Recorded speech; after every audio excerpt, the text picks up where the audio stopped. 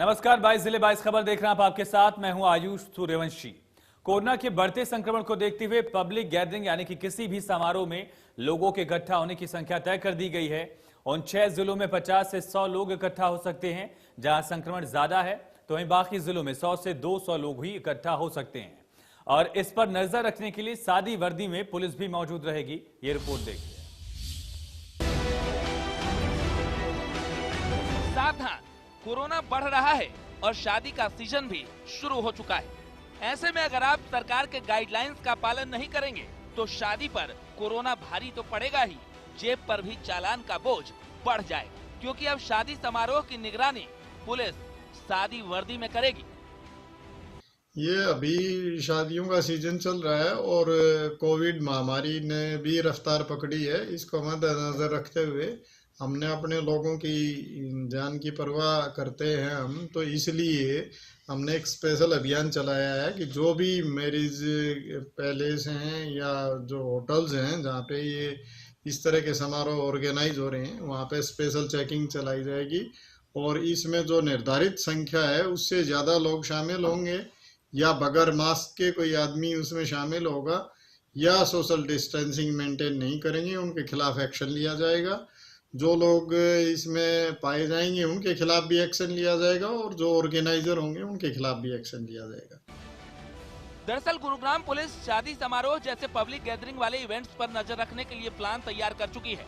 शादियों के सीजन के दौरान कोरोना का फैलाव ज्यादा न हो, इसे देखते हुए अब शादियों में बिन बुलाए मेहमान के तौर पर पुलिस कर्मी भी नजर आएंगे। हर पुलिस स्टेशन में उनको डायरेक्शन है, अपने अपने इलाका में वो चेकिंग करेंगे और उनके अधीन जो चौकीज हैं वो भी करेंगे और उनके जो अधिकारी हैं एसीपी डीसीपी साहिबान वो भी अपने अपने इलाका में अलग अलग टीम बना के उनको चेक करेंगे और उनकी कैसी कार्रवाई की जा रही है इसको भी मॉनिटर करेंगे। तो इसमें किसी भी सूरत में वायलेशन को बर्दाश्त नहीं किया जाएगा। हमने इस तरह का एक प्रोग्राम बनाया है और सीपी साहब की स्पेशल डायरेक्शन है इस मामले पे कि ये चीजें हमने हर हाल में लागू करनी। गुरुग्राम पुलिस ने साफ कह दिया है कि अगर शादी के दौरान दूल्हा दुल्हन या फिर कोई अन्य मेहमान कोरोना के जारी गाइडलाइंस का उल्लंघन करेगा तो मौके पर ही चालान काट दिए जाएंगे। गुरुग्राम से राज वर्मा, इंडिया न्यूज, हरियाणा। वहीं फरीदाबाद एनसीआर में कोरोना के बढ़ते मामलों को देखते हुए AIIMS director doctor Randeep Gulia की अध्यक्षता में मीटिंग हुई। फरीदाबाद जिला उपायुक्त और तमाम प्रशासनिक अधिकारी, स्वास्थ्य विभाग के अधिकारी मौजूद रहे। डॉक्टर गुलेरिया ने फरीदाबाद के प्रशासनिक अधिकारियों और स्वास्थ्य विभाग के अधिकारियों के साथ कोरोना के तेजी से बढ़ते मामलों को लेकर बातचीत की। स्वास्थ्य विभाग से फरीदाबाद में कोरोना वायरस के मरीजों के लिए किए गए इंतजामों की भी जानकारी ली और बैठक में चर्चा की गई कि किस तरह से कोरोना वायरस के बढ़ते मामलों को रोका जा सकता है।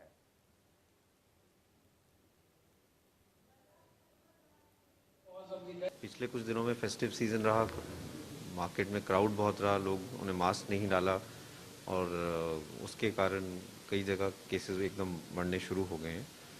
तो ये बहुत ज़रूरी है कि अस्पताल की तरफ से हम पूरी तैयारी करें कि अगर केसेस ज़्यादा हैं तो उनको मैनेज कर पाएँ, लोगों में अवेयरनेस करें कि वो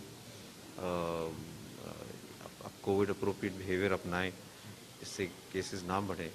और हम अपनी तरफ से एडमिनिस्ट्रेशन की तरफ से पूरी कोशिश करें कि क्राउड्स ना बने, लोग मास्क पूरी तरह से लगाएं और हम पूरी सर्वेलेंस करें, सर्वे करके देखें कि जहाँ जहाँ केसेस ज़्यादा हो रहे हैं वहाँ पे कंटेनमेंट कर पाएँ, ज़्यादा टेस्टिंग कर पाएँ जिससे लोग केसेस आगे ना बढ़ें और जो भी पॉजिटिव हैं उनको आइसोलेट करें जिससे वो आगे बीमारी ना फैलाएं। जिससे वहीं सिरसा में कोरोना के 43 नए मरीज सामने आए और 2 और मरीजों ने अपनी जान गंवाई है। ये रिपोर्ट देखिए। सिरसा में कोरोना की स्थिति लगातार विस्फोटक होती जा रही है। आज लगातार एक तरफ जहां मौत का सिलसिला जारी है वहीं नए केस भी आने का सिलसिला लगातार जारी है। आज सिरसा के अंदर एक महिला समेत 2 बुजुर्गों की कोरोना की वजह से मौत हो गई। इनमें से एक 92 वर्षीय ए ब्लॉक का व्यक्ति शामिल है, साथ में डबवाली की 85 वर्षीय महिला शामिल है। हालांकि दोनों बुजुर्ग निमोनिया, हाइपरटेंसिव व हार्ट की डिजीज से पहले से पीड़ित थे। अब सिरसा में कोरोना से मरने की संख्या 102 तक पहुंच चुकी है। जहां तक नए मामलों की बात करें तो आज भी 43 नए मामले सामने आए हैं और वहीं 27 मरीजों को ठीक होने पर डिस्चार्ज कर दिया गया। और सिरसा में कुल कोरोना संक्रमित की संख्या की बात करें तो 7019 तक पहुंच चुकी है, जिनमें से 6425 को डिस्चार्ज किया जा चुका है, यानी 6425 स्वस्थ हो चुके हैं। 492 केस अभी भी एक्टिव केस है जिनका उपचार चल रहा है। लेकिन लगातार लोगों द्वारा, चाहे बस स्टैंड हो चाहे रेलवे स्टेशन हो, हर जगह आप देखेंगे कि कोरोना की वजह से जो नियम बनाए गए हैं उनको तोड़ने का काम किया जा रहा है। सोशल डिस्टेंसिंग की पालना नहीं की जा रही, साथ में लोग मास्क लगाने से भी परहेज कर रहे हैं। यानी कहीं न कहीं लोगों की लापरवाही की वजह से लगातार कोरोना केसेस बढ़ते जा रहे हैं। सिरसा समर सिंह जानी, इंडिया न्यूज हरियाणा। वहीं कैथल में कोरोना के 11 नए मामले सामने आए, जिसके बाद एक्टिव मरीजों की संख्या 11 हो चुकी है। ये रिपोर्ट देखिए। कैथल में कोरोना का कहर लगातार जारी है। लगातार कैथल में कोरोना पॉजिटिव के मामले बढ़ते नजर आ रहे हैं। आज कैथल के अंदर 11 कोरोना पॉजिटिव मामले सामने आए हैं। अगर हम बात करें टोटल एक्टिव केसों की संख्या की, तो कैथल में 112 एक्टिव केस हो चुके हैं। और उसके साथ साथ मौत के आंकड़े की संख्या की बात करें तो कैथल में 45 की संख्या मौत के आंकड़े की पहुंच चुकी है। और इसके साथ साथ बात करें टोटल रोगियों की संख्या, कितनी रोगियों की संख्या, तो 3298 की संख्या रोगियों की हो चुकी है। और उसके साथ साथ जितने भी टोटल रोगी थे, कितने रोगियों ठीक हो चुके हैं, उनकी संख्या 3141 की संख्या ठीक रोगियों की हो चुकी है। इसकी पुष्टि कैथल के सीएमओ ओम प्रकाश ने इसकी पुष्टि की है और शहरवासियों से अपील भी की है कि बिना मास्क घर से बाहर ना निकलें और सोशल डिस्टेंस का बिल्कुल ध्यान रखें। कैथल के कैमरामैन पवन राविस के साथ मनोज मलिक, इंडिया न्यूज हरियाणा। अंबाला के महेश नगर में स्वास्थ्य विभाग की टीम कोरोना का चेकअप करते हुए नजर आई। बसों से आ रही सभी सवारियों का कोरोना टेस्ट किया गया और मेडिकल ऑफिसर डॉक्टर योगिता की देखरेख में टेस्ट किए गए। डॉक्टर योगिता ने बताया कि सभी यूपी की बसों, कारों में बैठी सवारियों का कोरोना टेस्ट किया गया है।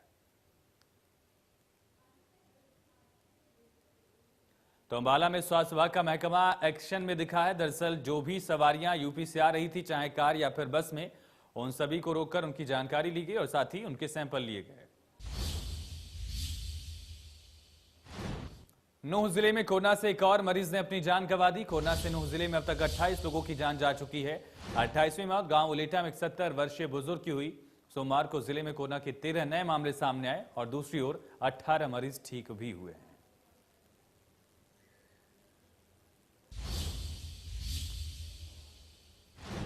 पंचकूला में नगर निगम कमिश्नर आरके सिंह ने सेक्टर 14 से कोरोना के विरुद्ध शुरू की जन आंदोलन यात्रा को हरी झंडी दिखाकर रवाना किया। पूरे जिले में घूमकर ये गाड़ी लोगों को जागरूक करेगी। जब भी घरों से बाहर सार्वजनिक जगह पर निकलें तो मुंह पर मास्क लगाकर ही निकलें और 2 गज की दूरी को भी बनाकर रखें।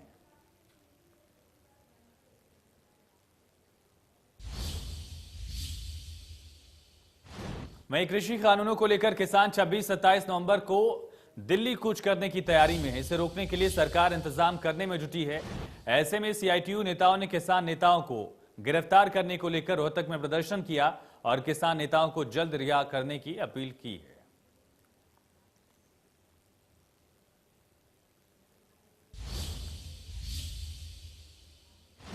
वहीं किसान आंदोलन से पहले नारनौल में पुलिस ने बड़ी कार्रवाई की और पुलिस ने एहतियात बरतते हुए कई किसान नेताओं को हिरासत में लिया। किसान केंद्र सरकार के 3 कृषि बिलों के विरोध में दिल्ली कूच की तैयारी में है। पुलिस ने देर रात किसान नेताओं को उनके घरों से हिरासत में लिया। बताया जा रहा है कि पुलिस इन किसान नेताओं को कुछ दिन तक नजरबंद रखेगी। भाई को उठाया है, भाई ने मेरे को उठाया है, उनको फिर पुलिस के सामने पेश किया। बोलिया चलो थाने में चलते हैं, बाजी के बात तो बताओ क्या है। बोले वही बताएंगे। आज ती आड़े बैठे हैं जी, तो 3 बजे गए, 8 बज गए, इतनी हमने मेरा पटरिया क्या तो हम पकड़ रखे हैं, क्या जुर्म हमने कर रखे है। इसका भी हमने घर क्या संदेश आवा है, क्या जुर्म कर दिया, इतनी हमने के तो हमने जुर्म किया है और क्या कहते हम पकड़ रखे हैं। अगर किसाना का दबाव में कर रखे है तो युद्ध किसाना का आंदोलन तो पक्का होगा, आज नहीं तो 2005 होगा। कोरोना का बहाना लेकर के जितनी बार किसान आंदोलन करना चाहते हैं, सरकार कोरोना का बहाना लेकर के या किसान नेताओं को डिटेन करके दबाना चाहती है। इस तरह किसान आंदोलन दबने वाला नहीं है, जितना दबाओगे इतना ज्यादा उभरेगा। यही कहना चाहते हैं कि सरकार ओछे हथकंडे छोड़ के किसानों से बात कर ले। काले कानून है, किसान इनको किसी भी तरह में मंजूर करने वाला नहीं है। यमुनानगर जिले में रैन बसेरों को कोविड-19 नियमों के तहत 1 दिसंबर से खोला जा रहा है। ये रिपोर्ट देखिए। पहाड़ों में हुई बर्फबारी को देखते हुए मैदानी इलाकों में ठंड जल्दी आ गई। इसको लेकर प्रशासन ने रैन बसेरे को खोलने की तैयारियां शुरू कर दी हैं। निगम कमिश्नर धर्मवीर ने मीटिंग कर बताया कि 1 दिसंबर से रहन बसेरे शुरू कर दिए जाएंगे, क्योंकि इस बार कोरोना काल है तो इसमें सोशल डिस्टेंस का भी पालन किया जाएगा, सैनिटाइजेशन करवाया जाएगा और जो भी वहाँ पर रहेंगे सोशल डिस्टेंस पर रहेंगे उनके लिए मेडिकल चेकअप भी करवाया जाएगा। हालांकि जो रहन बसेरे थे 16 दिसंबर के बाद जब खुलती थी तभी खोले जाते थे जब ठंड ज़्यादा आती थी, क्योंकि इस बार जो ठंड का प्रकोप है वो जल्दी ही शुरू हो गया है। कोई भी आदमी ठंड की वजह से ना मरे, कोई ठंड में ना सोए, तो इसके लिए विशेष तैयारियां शुरू कर दी गई हैं। जानकारी देते हुए धर्मवीर ने कहा कि इस समय जो है क्योंकि जो ठंड है उसको देखते हुए उन्होंने अपने निगम कर्मचारियों की मीटिंग ली है और जिला प्रशासन भी पूरी तरह से अलर्ट है और जिला प्रशासन सभी को यही कहता है घर रहे, सुरक्षित रहें, मास्क का प्रयोग करें। यमुनानगर से देवीदास शारदा, इंडिया न्यूज हरियाणा।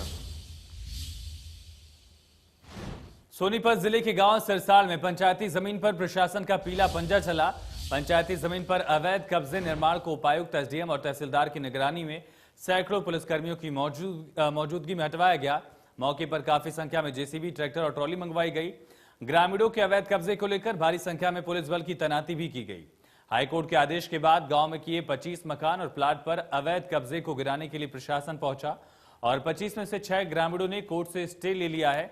उसके बाद सिर्फ 19 अवैध कब्जों में निर्माण को दरअसल इनका हटाया गया है।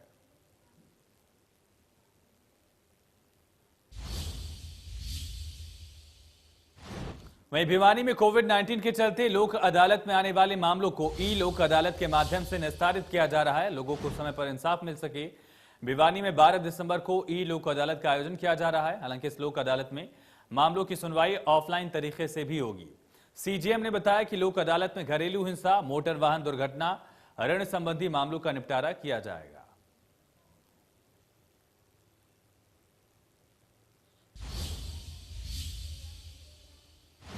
करनाल में कलयुगी बाप की काली करतूत सामने आई, जहां पर एक बाप ने अपने 3 बच्चों को आवर्धन नहर में फेंक दिया। आरोपी पिता को पुलिस ने गिरफ्तार कर लिया है। ये रिपोर्ट देखिए। करनाल के गांव नलीपार में एक कलयुगी पिता ने अपने 3 बच्चों को आवर्धन नहर में फेंक दिया। बताया जा रहा है कि रात को 10 बजे उसकी पत्नी के साथ लड़ाई झगड़ा होने के कारण उसने तीनों बच्चों को टॉफी देने के बहाने बाइक पर बिठाया और आवर्धन नहर में कलवड़ी गांव के पास नहर में फेंक दिया, जिसके बाद हड़कंप मच गया और वहीं पुलिस को सूचना देने के बाद मौके पर पुलिस पहुंची और पुलिस द्वारा गोताखोर बुलाए गए और अभी तक बच्चों की तलाश की जा रही है। गोताखोर पानी में छलांगे लगा रहे हैं और बच्चों की तलाश कर रहे हैं, परंतु अभी तक कोई भी सफलता नहीं मिली है। तीनों बच्चे लापता हैं, जिसमें 2 लड़के हैं और 1 लड़की है। फिलहाल तीनों गायब हैं, लापता हैं, पानी में उनकी तलाश की जा रही है। वहीं पुलिस द्वारा कार्रवाई करते हुए आरोपी पिता को गिरफ्तार कर लिया है और उसके खिलाफ मामला दर्ज कर लिया है। वहीं पुलिस का कहना है कि जल्दी ही इनको बच्चों को तलाश किया जाएगा और पानी ज़्यादा होने के कारण कहीं ना कहीं पुलिस जो गोताखोर हैं उनको भी परेशानी आ रही है। फिलहाल तलाश जारी है। करनाल से केसियारिया, इंडिया न्यूज। कुरुक्षेत्र में चोरों के हौसले बुलंद हैं। अज्ञात चोर एटीएम को निशाना बनाकर 12 लाख रुपए उड़ा ले गए। ये रिपोर्ट देखिए। धर्मनगरी कुरुक्षेत्र में चोरों के हौसले बुलंद दिखते हैं। चोरों ने कुरुक्षेत्र के बबैन खंड में आईसीआईसीआई बैंक के एटीएम को निशाना बनाया और इसे ले उड़े। पुलिस सूत्रों से मिली जानकारी के मुताबिक यह घटना सुबह तड़के 4 बजे के करीब हुई बताई जाती है। यही नहीं, एटीएम में लगभग 12 लाख कैश भी बताया जाता है। चोरों ने संभवतः पहले पूरे इलाके की रेकी की होगी, उसके उपरांत सुनियोजित तरीके से घटना को अंजाम दिया। सूचना मिलने पर पुलिस मौके पर पहुंची व तहकीकात शुरू कर दी। पुलिस ने घटनास्थल के आसपास लगे सीसीटीवी कैमरों को भी खंगाला है। प्रारंभिक जांच में सीसीटीवी कैमरों की फुटेज धुंधली दिख रही है, क्योंकि चोरों ने संभवतः इन कैमरों पर स्प्रे कर दिया होगा। पुलिस अधिकारियों के मुताबिक जांच जारी है व शीघ्र ही एटीएम चोरों को काबू कर लिया जाएगा व सलाखों के पीछे किया जाएगा। लेकिन इतनी बड़ी घटना को चोरों द्वारा अंजाम देने से ऐसा लगता है कि चोरों में पुलिस का खौफ नहीं है। कुरुक्षेत्र से राजीव अरोड़ा, इंडिया न्यूज हरियाणा। समालखा की पंचवटी कॉलोनी में उस वक्त लोग सहम गए जब समालखा मार्केट कमेटी की चेयरमैन हरपाल सिंह गालियाड़ ने खुद को गोली मार ली। घायल अवस्था में हरपाल सिंह को निजी अस्पताल लाया गया, लेकिन डॉक्टर्स ने उन्हें मृत घोषित कर दिया। पुलिस की माने तो हरपाल सिंह को लॉकडाउन के दौरान प्रॉपर्टी के व्यापार में लाखों का घाटा हुआ। इससे हरपाल सिंह परेशान थे और इसी वजह से हरपाल सिंह ने खुद की लाइसेंसी रिवॉल्वर से गोली मारकर खुदकुशी कर ली।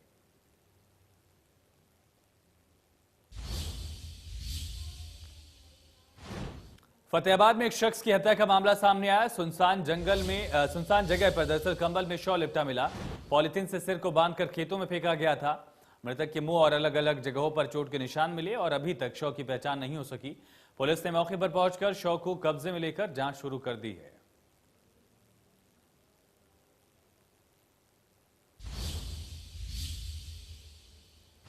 चलिए इसी के साथ बुलेटिन में इतना ही, लेकिन खबरें लगातार जारी हैं, बने रहिए।